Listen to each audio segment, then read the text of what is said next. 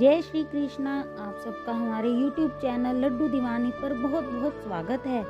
आज हम सुनेंगे राम नाम की महिमा। एक बार एक गांव में एक साधु रहता था।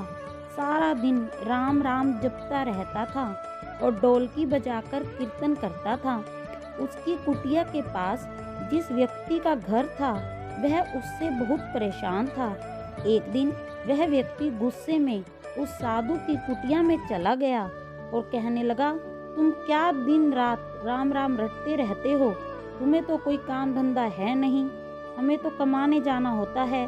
तुम्हारी ढोलकी की आवाज़ से मैं सो नहीं पाता। साधु कहने लगा, तुम भी मेरे साथ राम राम जप के देखो, तब तुम्हें पता चलेगा कितना आनंद आता है। उस व्यक्ति ने थोड़ा खिंचकर कहा, अगर मैं तुम्हारे साथ राम राम जपता हूँ तो क्या तुम्हारा राम मुझे खाने के लिए रोटी देगा?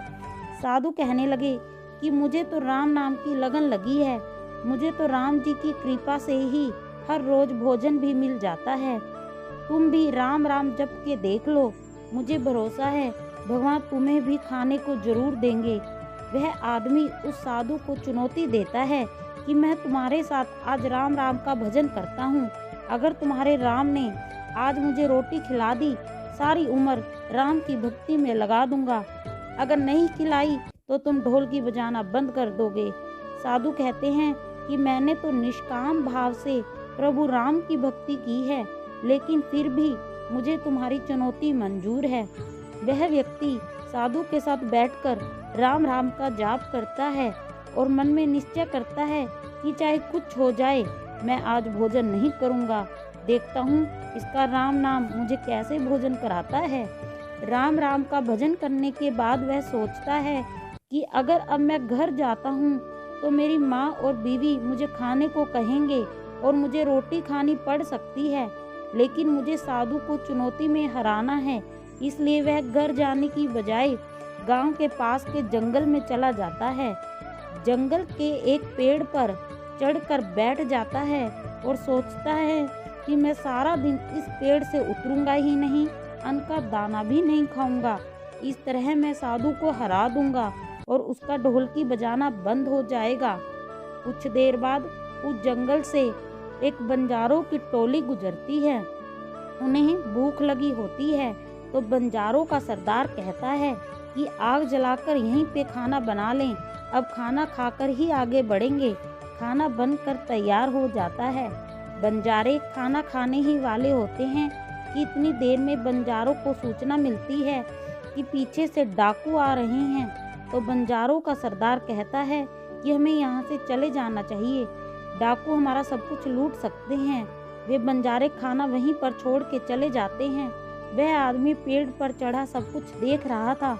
कुछ समय बाद डाकू वहाँ पहुँच जाते हैं। भोजन को देखकर डाकू कहते हैं कि खुशबू तो बड़ी अच्छी आ रही है, लेकिन यह भोजन किसने बनाया? बनाने के बाद खाया क्यों नहीं? कहीं किसी की चाल तो नहीं हमें फंसाने की? हो सकता है इस भोजन में जहर हो। उसी समय डाकुओं के सरदार की नज़र उस व्यक्ति पर पड़ी। वह उसे नीचे आने का आदेश देता है। डाकू उस व्यक्ति से पूछते हैं, हमें मारने के लिए क्या भोजन तुमने बनाया है? वह बेचारा मिन्नतें करता रहता है कि मैंने यह भोजन नहीं बनाया, इसमें जहर नहीं है, यह भोजन बंजारों ने बनाया है। आपके आने की खबर सुनकर वह यहाँ से भाग गए, लेकिन डाकुओं के आगे उसकी एक ना चली। डाकू से कहते हैं कि अब तुम्हें यह भोजन खाकर दिखाना पड़ेगा, क्योंकि हमें लगता है कि तुमने ही यह भोजन बनाया है और इसमें जहर भी मिलाया है। अब तुम ही सबसे पहले यह भोजन खाओगे। वह जिद पर अड़ा रहता है कि मैं यह भोजन नहीं खाऊंगा, किसी कीमत पर भी नहीं खाऊंगा। डाकुओं का शक और भी गहरा हो जाता है। वे बंदूक की नोक उसके सिर पर रखकर कहते हैं, तुझे यह भोजन खाना पड़ेगा, नहीं तो गोली खानी पड़ेगी। वह व्यक्ति भोजन कर रहा है और साधु को याद करते करते आंसू उसकी आंखों से बह रहे हैं। उसने कहा था कि मेरा निश्चय है कि राम नाम जप लेगा तो राम तुझे भोजन भी देंगे। उसके भोजन करने के बाद डाकुओं ने उसे छोड़ दिया। अब उसे विश्वास हो गया कि बंजारों को और डाकुओं को राम जी ने ही भेजा था। वह सीधा साधु की कुटिया में गया और जाकर उनके चरणों में प्रणाम किया और उन्हें सारा वृतांत सुनाया। अब उस साधु से भी ज़्यादा उसे राम नाम की लगन लग गई। उसने अपना पूरा जीवन भगवान श्री राम जी को समर्पित कर दिया। जय सियावरे रामचंद्र की जय।